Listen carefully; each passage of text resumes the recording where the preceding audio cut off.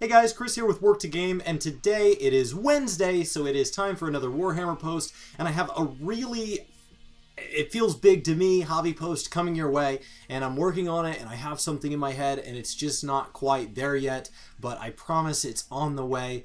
But this week, as I was hobbying, I was watching some YouTube, and there's a creator I really like, Tabletop Minions, and so I wanted to try something a little bit different and talk a little bit about some of the videos, well, one of the videos in particular that I've seen of his recently that really made a big difference in kind of my mentality of just get it done.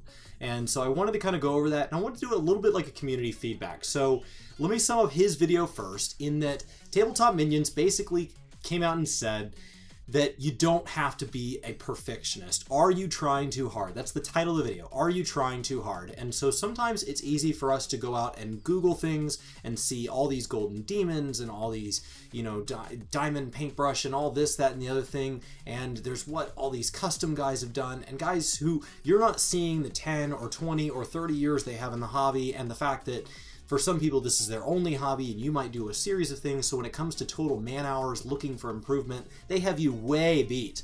And so you're not seeing what goes into that model. You're also only seeing it photographed from the angle they photograph it. And if they've gone into Photoshop and adjusted contrast or anything like that, you're not seeing it, and you are seeing every imperfection on yours. And so it's really easy for me to sometimes literally not even want to get my models all the way assembled, or if I all the way, you know, and then once they are, I don't want to get them base coated, because once they're base coated, then I have to admit that the way they're built is perfect, and then it's time to paint them. And then once I paint them, it's like, okay, well, if they're not perfect, it's my fault. And so it's easier to just keep putting it off in the distance, and I have this beautiful, fully painted army in my head way off there that I've actually purchased parts of. I have a drawer down here of just things that are still not even all the way assembled. Some of them are still in their boxes.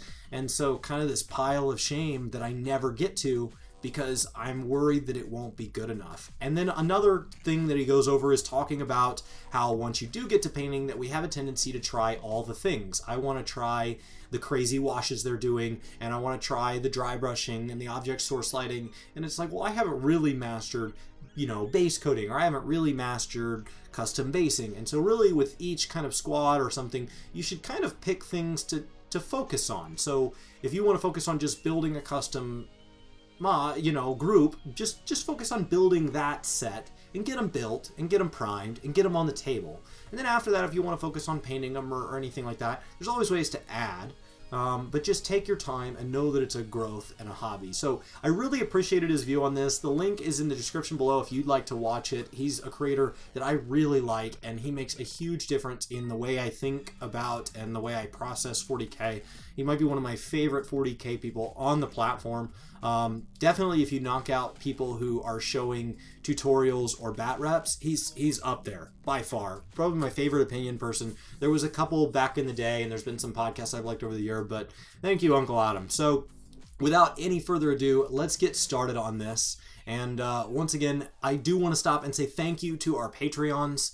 This isn't an official guide, but I'm going to be starting to dedicate our guides to individual patrons. And so thank you to you guys for making the increased content schedule that Brian and I are starting to put out possible. So let's dive in.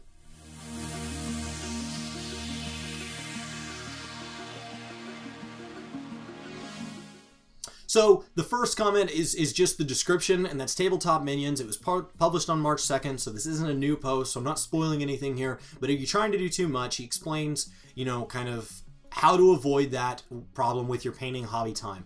And that is exactly what I was just talking about. That's everything that was in the video. And so let's move on to our first real comment, Nick Davidson, for practice, buy a bag of plastic soldiers. 100 or 200 of them for £5. Obviously that's going to scale to, it's under $10, and practice on them. Saves a lot of hassle as is. If you mess up minis, it can be a pain to strip and reset the whole process. And that's great advice. These models and boxes are not cheap. And so, you know, one of the things that I forget is as I get nervous about painting, I still have a series of models that came fully assembled in like some bits bins that are from Fantasy that I don't have any use for. They don't have any bits on them that I'm going to want to try to strip off or break or use, so I might as well just paint them. So I think that when I get my new table set up for hobbying, I think I might just go ahead and dive in on painting those first, and I think that's really sound advice. Adam Duncombe says, great video. You produce some of the best content on the hobby, and I really look forward to videos hitting the inbox. Keep up the great work. Absolutely. Thank you, Uncle Adam. This is one of my favorite channels. I've talked a little bit about how YouTube's changing their notification process, and you should pick a handful of channels to either hit the bell or just keep in the back of your mind manually to check in on from time to time. And this is one of those channels for me. Anytime I'm hobbying, it's one of the first channels I go to my subscription feed and check. And so YouTube isn't doing as good of a job lately about helping you curate among your content. So you're going to have to take a more active role in going out there and choosing who to hit the bell and who not to hit the bell and things like that. So if you like somebody like this, definitely let them know in the comments section. It means a lot to them. So I was really excited to see him getting a series of comments like this because I know how much they mean to Brian and I. Redneck Rebellion, I think a lot of people underestimate the power of good basing as well. You spend a little extra time to make sure all the bases in your army are coherent and look nice, and no matter how well your army is painted, it will look much better altogether. This could not be stated better. Faces and bases. If you will just take the time to prime your whole army, hit maybe all the weapons with your metallics, maybe hit the shoulder pads with what your base army color is, and then just tackle the base, you could honestly field them at most stores, and you would not be the worst looking guy in the room by far. So, good basing can really do a lot to bring together, and this is most seen by the fact that, like, I wish I'd taken detailed pictures, but my brother has gotten unbelievably better at painting in just the last year. And the fact that he has cohesive basing and stuff starting to happen, I really, until I looked and noticed, hey, that's one of your first models that you painted, I really didn't notice the difference in the paint quality. If you hold them up, there's a huge difference between the ones he does now and the ones he does then. But since the army overall is sitting at kind of his average paint level, right? That's how averages work. Then across the board, he's starting to look better and better, and the bases help you kind of blend, so you don't notice anything missing. So I think this is great advice. Keep that basing in mind before you build the model so that you know where you want to head. William Locken, I think I needed this video. My club is mostly artists and highly experienced players, but they really don't know how to talk or teach intro to mid-level painting.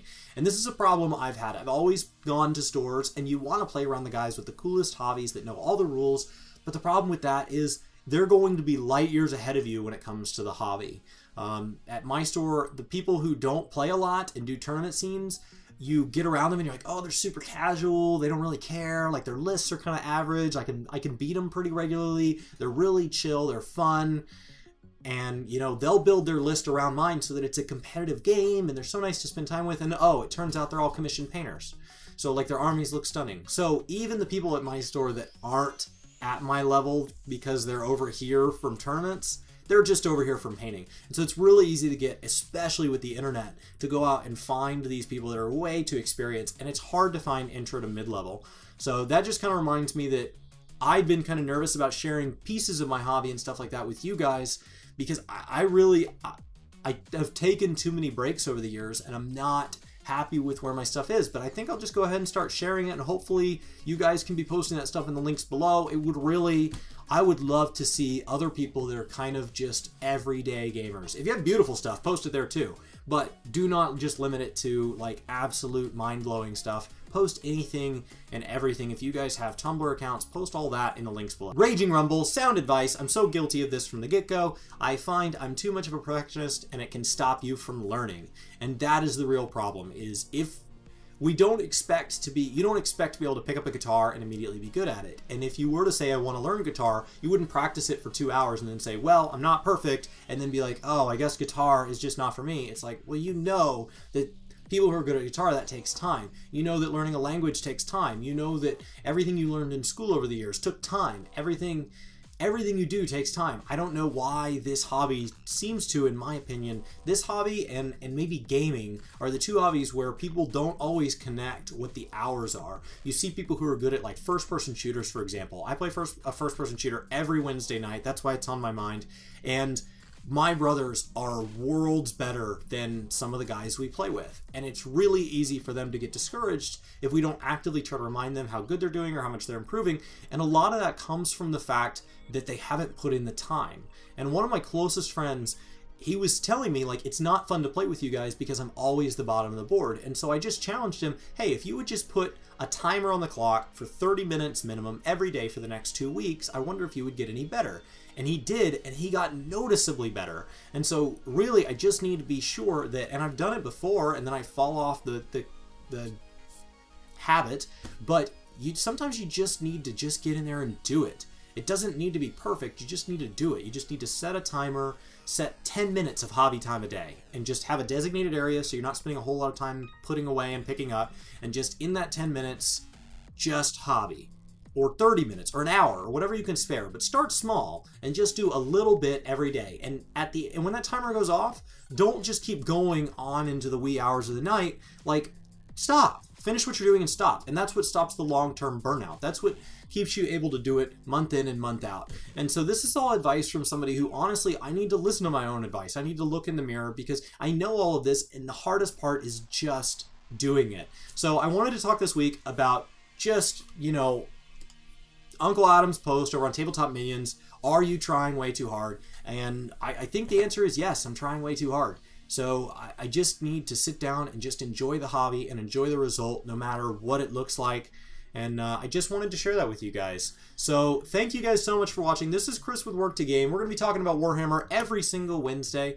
I'd like to start sharing kind of my hobby status with you, maybe every other week or every third week or something like that. And then also coming to you with any news or any hobby opinion pieces like this or guides at some point if I ever get good enough that I feel that I know something that maybe you guys don't.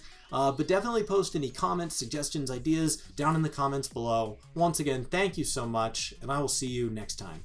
Hey, it's me. I'm in Chris's office. He doesn't know it, but we've got other videos for you to check out right here. And we've got the vlog down there in the corner. Plus, we've got some contact information, and you can totally subscribe to the channel that way as well. So we hope you do. We hope to see you in our next video. But until then, take care.